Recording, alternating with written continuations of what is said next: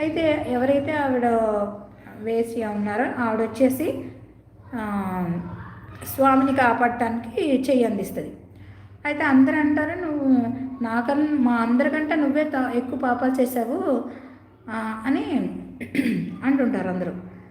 అయితే ఆవిడ ఒక మాట అంటారు అనమాట, నేను ఎన్నో పాపాలు చేసి ఉండొచ్చు, కానీ ఈ శ్రీశైల మహాక్షేత్రానికి వచ్చింది ఇక్కడ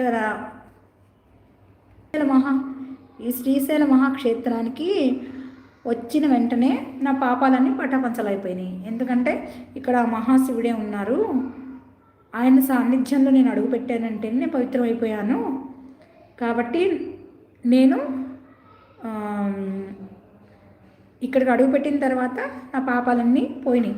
సో నా ప్యూర్ సోల్ అంటే నా మనస్ఫూర్తిగా నేను పుణ్యాత్పురాన్ని అయిపోయాను.